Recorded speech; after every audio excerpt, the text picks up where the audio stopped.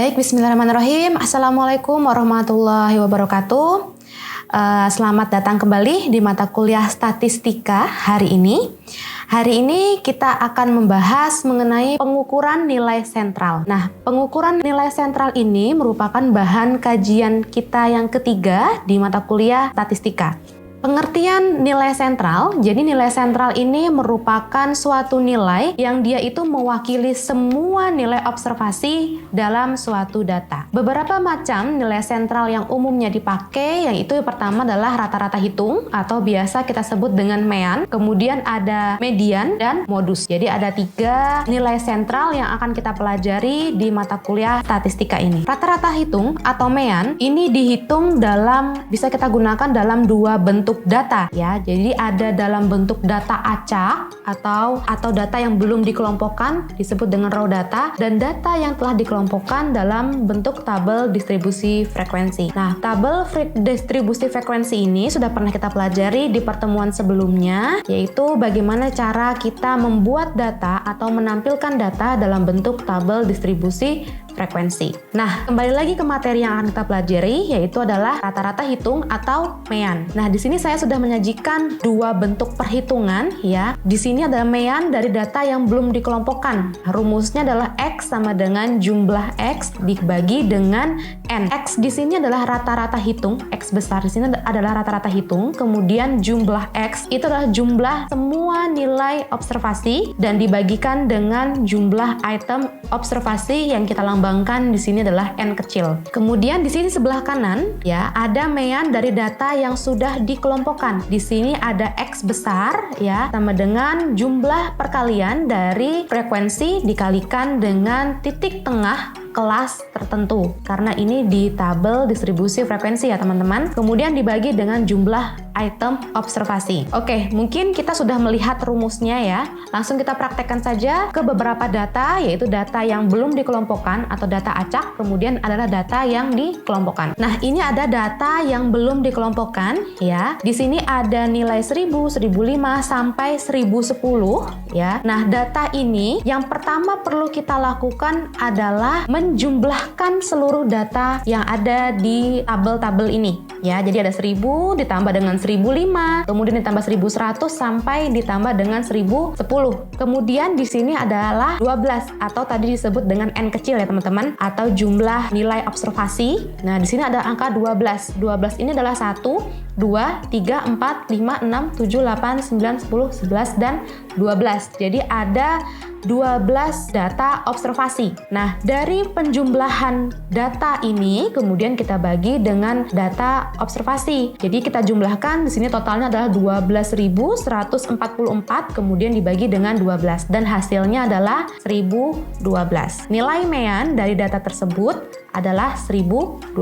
Selanjutnya, ini adalah mean dari data yang sudah dikelompokkan. Nah, teman-teman kita sudah pernah belajar ini ya mengenai tabel distribusi frekuensi. Di sini ada 4 kolom ya, tabel distribusi frekuensi, ada kelas ya dengan skor-skornya, kemudian ada kolom frekuensi, kemudian ada kolom titik tengah atau X, dan kemudian di sini ada F dikalikan dengan X. Nah, di kelas ini sudah ada skor-skornya ya, ada 400 sampai 439 dan sampai di bawah ada 600 sampai 639. Nah, teman-teman, untuk mendapatkan mean dari data yang sudah dikelompokkan ini, teman-teman perlu mengalihkan dulu frekuensi dengan titik tengahnya ya. Untuk titik tengah ini teman-teman sudah paham ya bahwasanya menemukan titik tengah di tabel distribusi frekuensi ini adalah kita perlu menjumlahkan dulu batas bawah kelas interval, kemudian ditambah dengan batas atas kelas interval dibagi dengan 2. Contoh di sini di baris pertama, saya ambil contoh ya, 400 ditambah dengan 439, kemudian dibagi dengan 2. Dibagi dengan 2 ini rumus ya teman-teman, bukan frekuensi yang ada di tabel tersebut gitu ya.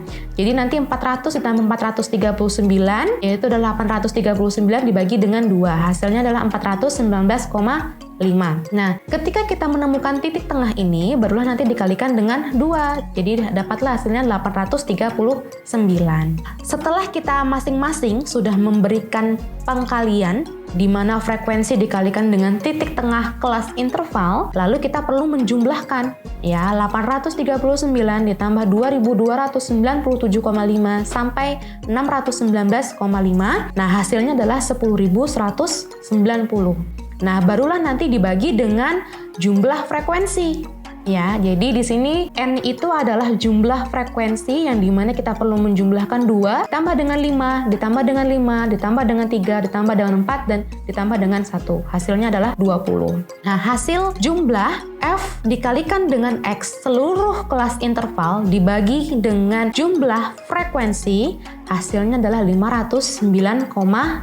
Ini adalah mean dari data tabel distribusi frekuensi. Nah, nilai 509,5 ini ada di kelas interval yaitu 480 sampai 519. Nah, ini adalah mean dari data yang sudah dikelompokkan. Kita ambil contoh ya. Ini ada namanya mata kuliah ya. Mata kuliah dari mata kuliah statistika 1, bahasa Inggris, Pancasila, komputer, dan manajemen. Masing-masing mata kuliah ini memiliki bobot SKS yang berbeda. Contoh statistika di sini kita memberikan nilai SKS yaitu adalah 4. Kemudian manajemen bobot SKS-nya adalah 3 ya. Nah, kemudian terdapat hasil ujian dari masing-masing mata kuliah. Nah, yang perlu saudara lakukan adalah di mana hasil ujian ini dikalikan dengan bobot SKS. Contoh misalnya di sini statistik 1 berarti adalah bobot SKS-nya 4 dikalikan dengan hasil ujiannya karena mendapatkan nilai A, maka skornya adalah 4. Jadi 4 dikalikan dengan 4 hasilnya adalah 16. Kemudian bahasa Inggris dikalikan dengan bobot SKS-nya yaitu adalah 2 dikalikan dengan nilai hasil ujian. 2 dikalikan dengan 3 yaitu adalah 6. Kemudian kita perlu membaginya dengan jumlah dari bobot SKS tersebut. Maka dapatlah nanti contohnya adalah IPK yang akan kita peroleh nanti di akhir perkuliahan. Nah, tadi adalah cara memperoleh data mean dari data yang acak, kemudian ada data kelompok. Nah, selanjutnya adalah data median. Median ini merupakan nilai yang terletak di tengah suatu data yang telah diurutkan dari yang paling kecil hingga yang paling besar. Cara mencari nilai median adalah sebagai berikut. Yang pertama, teman-teman perlu melakukan pengurutan data dari yang paling kecil hingga ke yang paling besar. Kemudian yang kedua, jika jumlah item ya jumlah data tersebut ganjil, maka letak mediannya dapat dicari dengan rumus N plus 1 dibagi dengan 2. Contoh misalnya data yang bersifat ganjil, contoh misalnya N-nya adalah 7 ya, sehingga 7 ditambah dengan 1 dibagi 2 hasilnya adalah 4. Jadi dia nilai mediannya ada di urutan ke-4.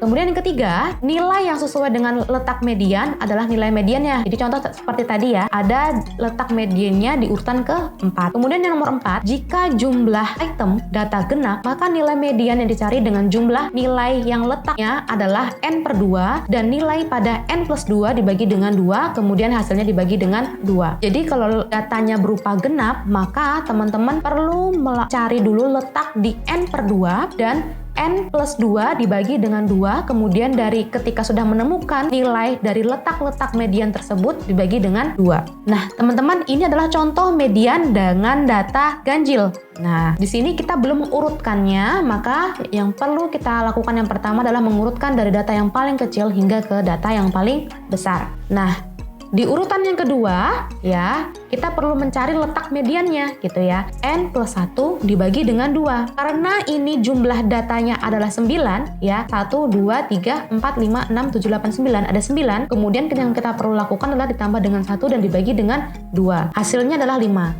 Nah, letak median dari data acak ini adalah di urutan ke-5. Coba kita lihat di data yang sudah kita urutkan, di urutan ke-5 adalah nilai 12.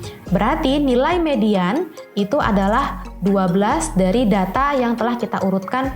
Teman-teman bisa mencoba mempelajari di contoh data yang selanjutnya gitu ya. Bisa sambil dipelajari bagaimana cara menemukan letak median pada data yang masih acak. Oke, ini adalah data median dalam bentuk data genap. Ya, di sini ada 190, 124, 112, 156, dan 178. Yang pertama, kita perlu mengurutkan dulu ya, dari yang paling kecil hingga ke data yang paling besar. Nah, kita juga sudah mengetahui bahwa jumlah data tersebut berjumlah 6. Nah, yang perlu kita lakukan adalah kita menemukan letak median ya di kelas genap ini. Nah, yang perlu dilakukan adalah N per 2. N per 2 di sini kita ambil contoh karena datanya di sini adalah 6 ya. 6 dibagi dengan 2 hasilnya adalah 3. Di urutan ketiga adalah nilai 112. Nah, kemudian untuk menemukan letak selanjutnya kita perlu menggunakan rumus N plus 2 dibagi dengan 2. N ini adalah 6 tadi ya teman-teman. 6 ditambah dengan 2 8. 8 dibagi dengan 2 adalah 4. Sehingga urutan keempat di kelas ini adalah 124. Nah, setelah menemukan letak-letak dari median ini, kita perlu menjumlahkannya, yaitu 112 ditambah dengan 124 dan dibagi dengan 2. Hasilnya adalah 118. Oke, dan di sini saya juga sudah melampirkan ya data yang bersifat genap. Silahkan nanti teman-teman dapat mempelajarinya kembali. Nah, ini adalah data tabel distribusi frekuensi ya. Sebelumnya adalah tadi data acak ya teman-teman. Nah, data tabel distribusi frekuensi di sini ada 4 kolom ya yang saya sebutkan. Di sini ada kelas, frekuensi, tepi kelas, dan frekuensi kurang dari. Teman-teman, kita sudah mempelajari ya tabel distribusi frekuensi, bagaimana menemukan tepi kelas, bagaimana menemukan batas bawah kelas, batas atas kelas, kemudian bagaimana menemukan frekuensi kumulatif kurang dari data tersebut gitu ya. Nah, kita tinggal mengaplikasikannya saja di data ini gitu ya. Nah, letak median dalam tabel distribusi frekuensi ini yaitu adalah dilihat dari N per 2. N per 2 itu adalah jumlah frekuensi. N ya, N itu adalah jumlah frekuensi dibagi dengan 2. Jumlah frekuensi di sini adalah 25, kemudian dibagi dengan 2 hasilnya adalah 12,5. Nah, 12,5 itu ada di letak kelas berapa? Tentu saja kita lihatnya adalah di kolom frekuensi kumulatif kurang dari ya teman-teman. 12,5 itu adalah dia tentu saja kurang dari 18, sehingga letak median itu ada di tabel distribusi frekuensi kelas interval 41 sampai 60. Itu ya teman-teman, untuk menemukan letak median pada tabel distribusi frekuensi. Nah, lalu bagaimana menemukan median, nilai median? Menemukan nilai median kita menggunakan rumus ini ya. Jadi rumusnya adalah median sama dengan tepi kelas bawah kelas median ditambah dengan jumlah frekuensi data dibagi 2 dikurangi dengan frekuensi kumulatif dibagi dengan frekuensi kelas median dikali dengan kelas interval atau ya, interval kelas. Oke, kita langsung saja pengaplikasiannya karena kita tadi sudah menemukan dia ada di letak frekuensi kumulatif kurang dari 12,5 yaitu di kelas interval 41 sampai 60. Nah, kita perlu mencari tepi kelasnya dulu ya teman-teman. Nah, tepi kelasnya sini saya sudah memperoleh ya. Karena di kelas 41 sampai 60, maka tepi kelasnya adalah 40,5. Kemudian N-nya adalah 20 dibagi dengan 2. Kemudian frekuensi kumulatif kurang darinya adalah karena dia ada di kelas interval 41 sampai 60, maka dia ada di frekuensi kumulatif kurang dari 8. Kemudian dikalikan dengan kelas interval. Kelas interval ini adalah dari kelas interval yang kita peroleh ya. Jadi 40,5 ditambah 25 dibagi dengan 2 dikurangi 8 dibagi 10 dikalikan dengan 20 hasilnya adalah 49,5. Oke, teman-teman, itu sampai di cara kita menemukan letak median di kelas interval atau kelas yang sudah disusun berdasarkan tabel distribusi frekuensi. Kemudian yang terakhir adalah modus. Modus ini adalah item yang memiliki frekuensi tertinggi pada suatu data atau yang paling sering muncul. Nah, rumus yang digunakan untuk data yang sudah dikelompokkan yaitu adalah MO sama dengan LMO ditambah dengan C dibagi D1 dibagi dengan D1 ditambah dengan D2. Keterangannya teman-teman bisa lihat di bawah ya, bahwasanya LMO ini adalah tepi bawah kelas modus, kemudian ada D1, D2 yaitu adalah selisih dari frekuensi kelas modus dikurangi dengan frekuensi kelas modus sebelumnya. Kemudian ada kelas interval. Nah, di modus ini kita tidak menggunakan data acak karena kita tentu sudah bisa menemukan ya data acak ini kira-kira angka yang sering muncul angka berapa. Namun di tabel distribusi frekuensi kita belum bisa menemukan data yang paling sering muncul sehingga kita menggunakan rumus yang sudah saya share di PowerPoint. Nah, ini adalah contoh modus ya di tabel distribusi frekuensi. Di sini di sebelah kanan sudah saya buat tabelnya, ada nilai dan frekuensi. Nah, di sini nilainya ada 1 sampai 20 sampai 81 sampai 100 ya, teman-teman. Kemudian N-nya di sini adalah 25 atau jumlah frekuensinya di sini adalah 25. Yang pertama-tama harus kita cari tahu dulu adalah D1-nya. D1 ini adalah selisih dari frekuensi kelas modus dikurangi dengan frekuensi kelas sebelum kelas modus. Ya, di sini angka yang paling banyak itu adalah di kelas 41 sampai 60, sehingga kita sudah tahu ya kelas letak modusnya di mana, yaitu adalah di kelas 41 sampai 60. Kemudian D1 ya, frekuensi kelas modusnya 10 dikurangi dengan 6, jadinya adalah nilainya adalah 4. Kemudian D2 adalah frekuensi kelas modus dikurangi dengan frekuensi kelas setelah kelas modus ya. Jadi di sini adalah frekuensi kelas modusnya adalah 10 dan setelah kelas modusnya adalah 4. Jadi 10 kurangi 4 sama dengan 6. Oke, nah kemudian sudah kita ketahui juga ya tepi kelas atas dari kelas modusnya adalah 40,5 dan kelas intervalnya juga sudah kita ketahui adalah 20. Sehingga kita perlu masukkan saja ke rumusnya, yaitu adalah 40,5 ditambah dengan 20, kemudian D1-nya adalah 4 dibagi dengan 4 tambah 6.